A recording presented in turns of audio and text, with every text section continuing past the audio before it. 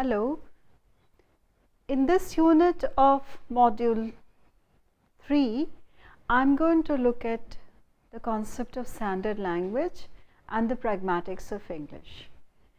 As I said in the last unit, every language is linguistically equal. There is no hierarchy among languages in linguistics, but socially there is a hierarchy, because some languages are considered more equal than other languages, and the mastery of these particular registers or these particular languages can bring us some advantages which others cannot.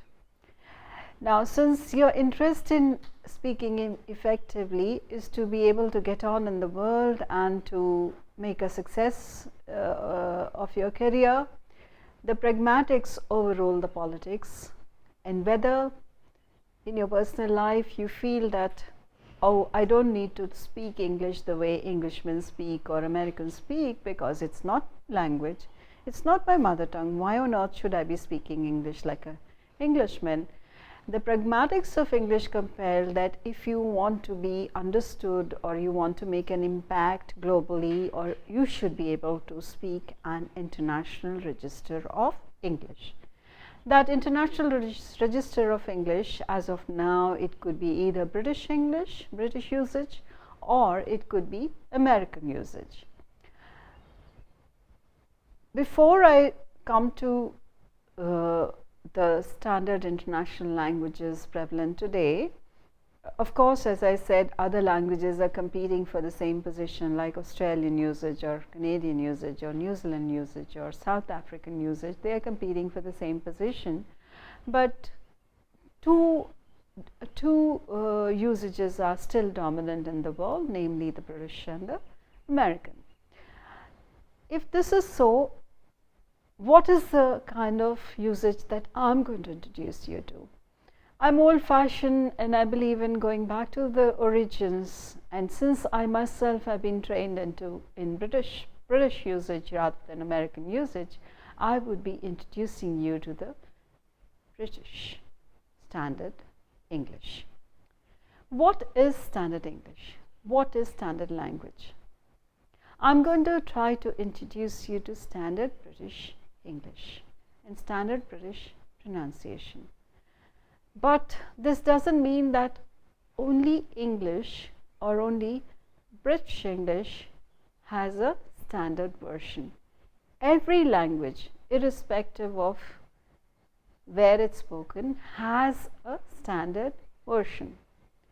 So, since we are in India, let me illustrate the use of standard language or the idea of standard language through going to our Indian languages.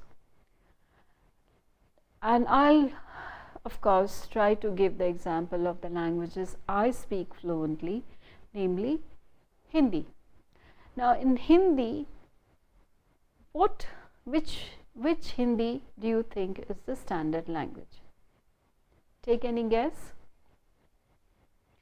Mostly I get answers like, oh, Hindi that I learnt in my school textbooks, Hindi that I hear on television, Hindi that I hear on radio, or Hindi that is used in official work. Yes, you're right. Standard language is language which is used in education, which is used in media, which is used in broadcasting, and which is used for official purposes. If that is the definition of standard language, what is standard Hindi? Yes, of course, it's the Hindi that you hear and which is used in education. It's the Hindi which is used in official purposes, for official purposes, and it's the Hindi which is used in broadcasting and media. What is this Hindi? Have you ever thought of what name this Hindi has, which we tend to use? This Hindi that has become standard Hindi in India after partition, after independence. It's very important to know that it became standard Hindi after independence or after the 1930s. This is a dialect of Hindi called khadiboli. What is a dialect and what are the other dialects of Hindi? every language has a number of dialects. Dialects are varieties of a language in which the speakers understand one another. So, when speakers can understand speakers of another language, it is known as a dialect. But when they cannot understand one another, then it becomes a different language. Now, in Hindi, let us think of what are the different dialects of Hindi. Guess? Those of you who are from Bihar, you do not speak standard Hindi, I understand. I learn it from my friends in Bihar that you are extremely proud to speak Maithili. Some of you who are speakers of Maithili, you are extremely proud, and there is no reason why you should be proud. You speak Maithili. Others from UP and Bihar probably speak Bhojpuri, and again Bhojpuri is a very well known, very popular dialect of Hindi. Then we go back to then we have other dialects of Hindi, say the Hindi that is spoken in Madhya Pradesh, which is different from the Hindi as spoken in Uttar Pradesh and Bihar. The Hindi that is spoken in Chhattisgarh is different from the Hindi in UP and Bihar. But let us think of the earlier dialects which are no longer spoken. Say, what is the early Hindi poetry in? Some of the best known poetry in Hindi is in Avdhi or in Braj Bhasha. Some of the best poetry composed in Hindi with which any student of Hindi begins their introduction to literature. I myself, when I was in school, I was introduced some of the best poetry of Surdas and Tulsidas, and these poems were not in Khadiboli, they were in Avdhi and Braj Bhasha. So, let us think of dialects of Hindi such as Avdhi, Braj Bhasha, Bhojpuri, Maithili, Khadiboli. Why did Khadiboli become standard Hindi? Why not Bhojpuri? Why not Maithili? Why not Braj Bhasha? Why not Avdhi? Why not Bundelkhandi? Why not? Why is it that we choose a particular dialect among several dialects as the standard language? Guess? Is it because it's spoken by more people? Some people have given me this answer. So they say because Khadiboli is spoken by more speakers than those of other dialects, Khadiboli became standard Hindi. It's not true, because there are more speakers of Bhojpuri in the world than there of Hindi. Did you know that? And why is it that there are more speakers of Bhojpuri across the world? Because the descendants of people who migrated from what are present day UP and Bihar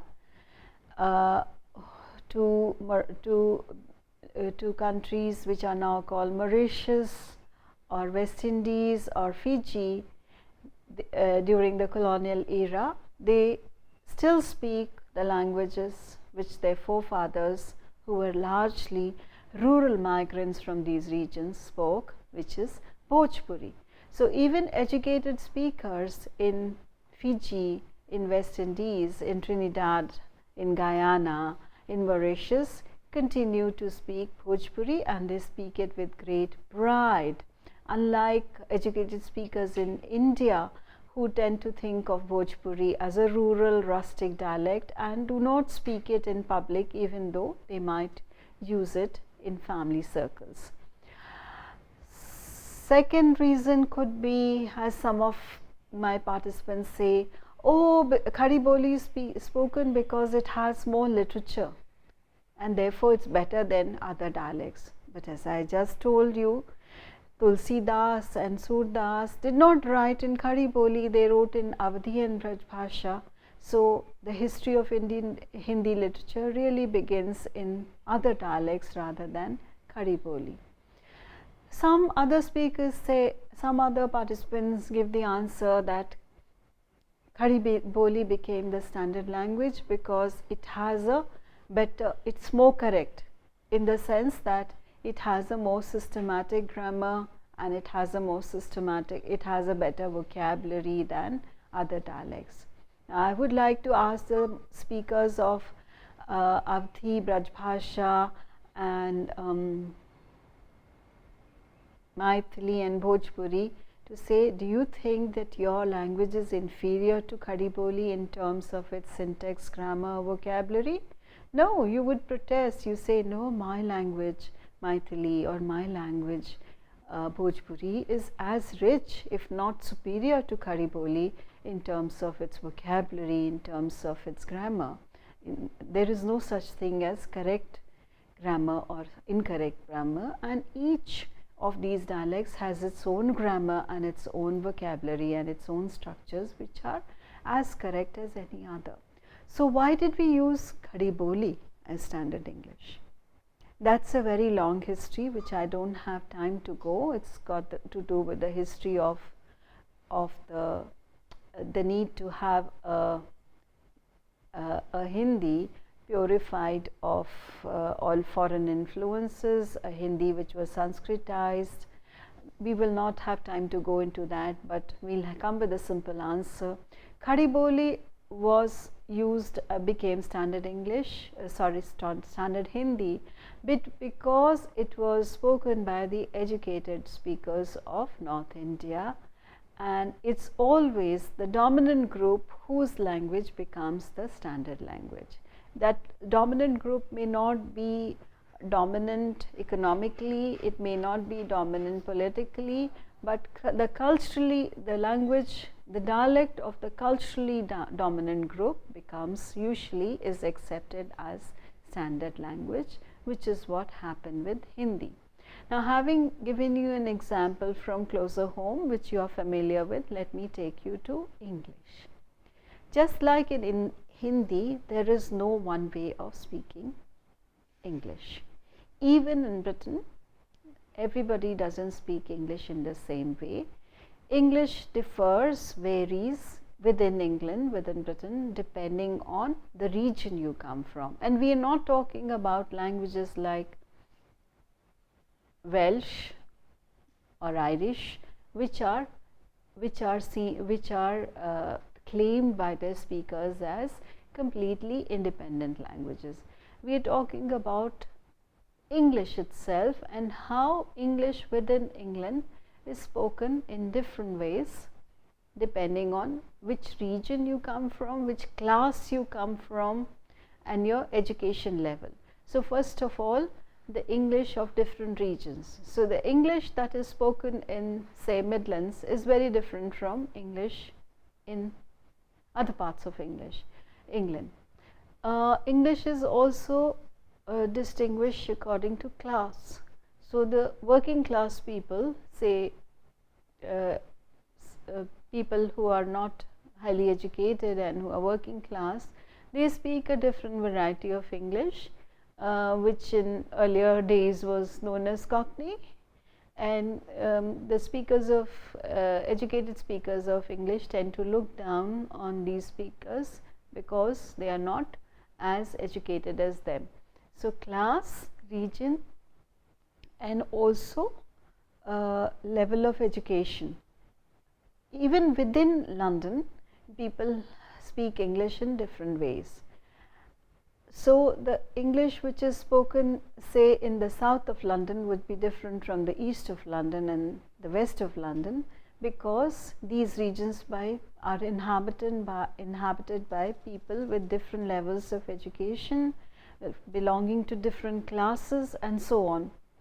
Now, what is standard English? What is standard British usage? Standard British usage is the language spoken by the educated speakers of the south of London.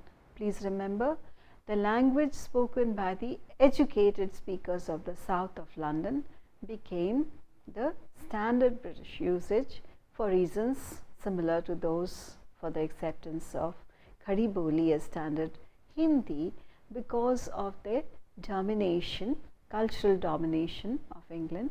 So people who went to who were highly educated, who went to elite institutions like Oxford and Cambridge, their speech, their usage was elevated to the status of standard British usage, and what we call the Queen's English. Now, there is another name for Queen's English, a technical name for Queen's English, which is RP. What is RP? What does RP stand for? RP stands for received pronunciation. When we are talking about pronunciation, the Queen's English, the pronunciation of Queen's English, the received pronunciation, and again it is not unique to English, we have the received pronunciation of any language, which is the standard language of that region. So, we will be looking at, when we are trying to look at improving your pronunciation, we are looking at RP, and we look at how RP or received pronunciation and standard language, standard British usage are different from Indian English. We will not have time to go into American English, because for the very simple reason that I do not claim expertise in American English. So, I will be confining myself to standard British usage and RP. So, I would try to show you that not only the words and structures, but also the sounds of RP, sounds of standard British English are different from the sound structures and words of Indian English. Let me begin by introducing you to the sounds of English and the notion of phonemes. What is the minimal distinctive unit of writing? We all know from our school days, we were told that the smallest unit of writing was an alphabet, the letter, and we said that alphabet was divided into vowels and consonant. Now, let us forget, when you start speaking, you have to forget writing, you have to start thinking verbally, you have to start thinking orally, you have to stop thinking of translating writing into speech. So, let us begin again, like you started learning the alphabet in school. Let us begin from the beginning by learning the smallest unit of sound as you learnt your basic alphabet, your ABC. Let us go to the basic unit of speech. The basic unit of speech is called a phoneme. What is a phoneme? Phoneme technically is defined as the minimal distinctive unit of sound. How do you define a phoneme? How do you know what is a phoneme and what is not a phoneme? So, let us look at the idea of producing sound and the notion of what are called primal sounds or primal syllables. It's humanly possible to produce certain sounds for human beings. Okay, this is that's what is called primal sounds or primal syllables. Now, among the primal sounds and primal syllables, every language chooses particular sounds. It does not choose all the sounds. That is why languages are different. That is why sounds of languages are different, because all the languages do not use all the sounds which are humanly possible for people to produce. Let me illustrate from an example from Africa. For example, in Africa, the sound which we use in Indian languages or in English as in word final or word middle position, like sing, singer, right? This sound is used in the initial position in African languages. So, one of my favorite authors, one of my favorite novelists is a man whose name begins with this sound, and even though he is my favorite author, I find it very difficult to pronounce his name, but now his name is on everyone's lips because he was slated to receive the Nobel Prize in Literature. He was the top contender for the Nobel Prize in Literature this year, which he unfortunately lost. What was the name of this? What's the name of this famous writer? His name is Ngugi wa Thiong'o. Ngugi wa Thiong'o. So some of us say his name by silencing the n sound, and we say Gugi. Some of us pronounce the first sound and we say Ngugi. It's neither Ngugi nor is it Gugi. It's Ngugi, Ngugi, because none of our languages use this sound in the word initial position. We find it so difficult to pronounce the name of this very brilliant and talented writer. Let's come to India and look at the sounds which are there in some languages and not there in other languages. So let's look at a very, very sharp distinction between Indo-Aryan languages and Dravidian languages, the two main language families which we have in India. Of course, we have many other language families. I won't have time to go into that, but one of the basic distinctions in Indian Bhashas or Indian vernacular languages is that some of them belong to the Indo-Aryan family, and languages in the south of India are believed to belong to the Dravidian language family. Now, the most important thing between the Indo-Aryan languages and Dravidian languages is that Dravidian languages have certain sounds which is impossible or almost impossible for speakers of Indo-Aryan languages to produce. Now, I am going to take the sound here, which is used in Dravidian languages. I am not familiar with all the Dravidian languages, but I have a smattering of Tamil, and I would illustrate it from a sound in Tamil.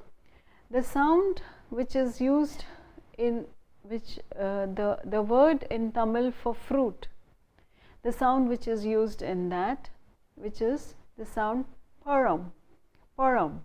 Now, this sound, when you ask a North Indian to produce, you would find North Indians shopping for vegetables or fruits in Panagal market and asking padam kodu, padam. So, they make it like Hindi ra, whereas the sound is param. You have to roll your tongue and say the sound. So, of course, the functional English is such that the fruit vendor or the greengrocer understands what you're saying, but you're mispronouncing the sound when you say vaya param kodu, I want a banana. So, what you need to say is vaya param.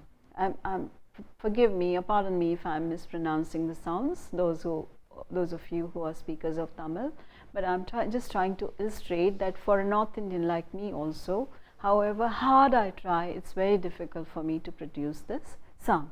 So, basically what I am trying to say is that phonemes of two languages are not identical, because each language chooses certain sounds which is humanly possible to produce to create their own sound system.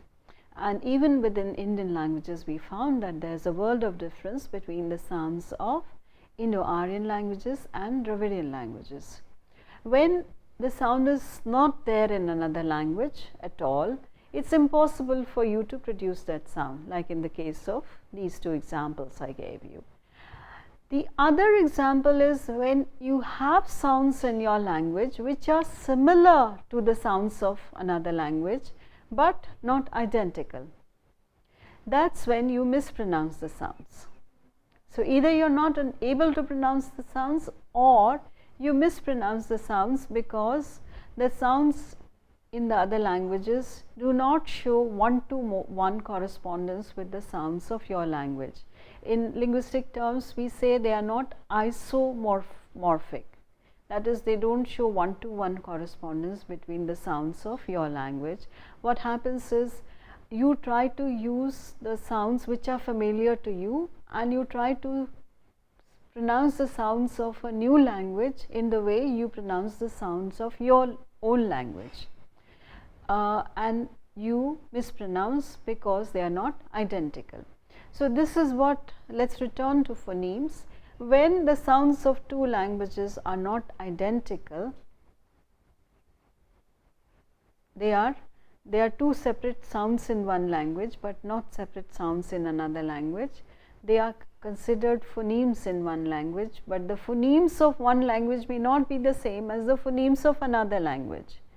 So, let me give you a amusing example with no offense intended, but I will take examples from different regions to show that just to illustrate with humor that when the phonemes of two languages do not intersect, there can be a lot of confusion and it can produce a lot of humor. So, let me begin with the sounds k and kh. K and kh in Hindi are two different phonemes. So, when you say kal, which is tomorrow, and khal, which is fraud or cheating somebody, that is khal. When you substitute the sound k with kh, it brings about a change in meaning. So, whenever the substitution of one sound with another brings about a change in meaning, they are phonemes. But when the substitution of one sound with another does not bring a change in meaning, then they are not phonemes, but they are allomorphs. What are allomorphs? Let us take the same sounds to show that these two sounds which are phonemes in Hindi are allomorphs in English. So, k and kh, not kh, but k and kh in English. So, whether you say ka as Indians say it, or whether you say kha as the native speakers say it, it does not bring about a change in meaning. You can say I bought a nice car, as we say in India, or you say I bought a nice car, as a native speaker would say, and it doesn't, people will understand what you mean, unlike in Hindi where kal and khal are two different phonemes. In English, when the substitution of one sound from another does not bring about a change in meaning, then they are considered allomorphs. Now, let us come to our humorous example with no offense intended. In Chinese, l and r, which are phonemes in English and in Indian languages. So, we say lice and rice. They are two different phonemes because when you substitute the sound l with r, it brings about a change in meaning, and they are different phonemes both in Indian languages and in English. But in Chinese, l and r are allomorphs, they are not phonemes. So, whether you say l or whether you say r, it means the same thing. And that is why when you have takeoffs on Chinese pronunciation, and when you have people copying the Chinese accent and saying get me some fried rice, it is a genuine problem because in Chinese l and r are not separate phonemes. So, when somebody says do you want fried rice, he or she is actually using the rules of their own language. Similarly, come to Indian languages, and again I illustrate first from a South Indian language and then from a North Indian language to show the sounds which may be phonemes in one language are not phonemes in another language, and when the speakers of that language say that sound, it sounds like a mispronunciation to the native speakers. Look, so let us take the sound b and bh. B and bh in Hindi are two different sounds. So, whether you say bhala or you say bhala, bhala is trouble and bhala is welfare or doing good for someone. Now, these sounds which are two different phonemes, b and bh in Hindi, in Tamil they are not two different sounds. So, whether you say b or bh, they are allomorphs, they are identical, and that is why when new learners of Hindi from the south, when they pronounce these sounds, they tend to confuse one sound with the other. So, they would say instead of Bharat, they would say Bharat. Instead of saying bhala, they would say bala. So these confusions are natural because in Tamil these are allomorphs, they are not two separate phonemes. Okay. So when native speakers find it amusing, but when someone says Bharat Amara Desh hai, hum sab Bharatwasi bhai behan hai, they are just following the rules of their native language, which sounds odd to the native speakers of Hindi, because in Hindi bha and ba are very distinctive phonemes, whereas in Tamil they veer into one another. Similarly in ka and ga, in Hindi kala and gala, kala is art and gala is throat, are very different phonemes, they are separate phonemes. Whereas in Tamil, I understand, my knowledge of Tamil is not so deep, but from consulting my friends who are Tamil speakers, I understand that they shade into one another, the sound ka and ga. So somebody whose name, the name Shakuntala, which seems to be my favorite example in this unit, Shakuntala, somebody I knew in Chennai, her name was Shakuntala, but whenever I would address her as Shakuntala, she'd say my name is Jagundala, and she would correct me, Jagundala. And in my class I remember people would make fun. There used to be a popular film starring Jaya Bhaduri, now Jaya Bachchan, called Kora Kagas, and everyone in my school days would say, have you seen Gora Kagas? Because Tamil speakers would pronounce that film name as Gora Kagas, not Kora Kagas. So what I am trying to say is, I am not intending to make fun of any speaker or speakers of any languages. I am trying to show how the phonemes of even Indian languages are not identical. Even within North Indian languages, the phonemes are not identical. So say Hindi and Punjabi, very often Punjabi is not given the status, was not given the status of an independent language earlier, because it was said that Punjabi is similar to Hindi and it's a variety of Hindi. But in Punjabi you have certain sounds which are not there in Hindi, and the Hindi sounds are pronounced differently in Punjabi. So when Punjabi speakers say bhai, the sound is not bha. In Hindi the sound is bha, whereas Punjabi speakers are unable to make that sound, because in Punjabi the sound that is used for this word is a sound which ranges between bha and pa. Bha and pa in Hindi are two different sounds. Prat or bhat. Bhat, rice, and pratah is subha, morning. Pa and bha are very different sounds in Hindi. In Punjabi also there are different sounds. There is a bha, there is a pa, but they are pronounced differently. So when Punjabi speakers say the sound bha, they say it as something between bha and pa, and they say pa, pa. It's said, the bha is said with an aspiration. It's said like a pa with aspiration. So it's pa. And when Hindi speakers try to speak Punjabi, they will say the word for brother in Punjabi is papa or paji. So pa said with an aspiration, paji or papa. But when Hindi speakers say that sound, they will say bhapa, or they'll say papa. So Kapil Dev, the famous cricketer, who is affectionately known as Paji by his fellow cricketers, in Hindi speakers tend to pronounce it as Paji, which in Hindi has a very bad meaning, because they can't say the sound with the aspiration. They can't say it as pa. So like the song Pape Pyar Karke Pachhtaya from the film Pyar Ke Side Effects, rendered brilliantly by the late singer Lab Janjua. Most people cannot get that sound and they say Pape Pyar Karke Pachhtaya, whereas it is Pape. In pure Punjabi it's Pa.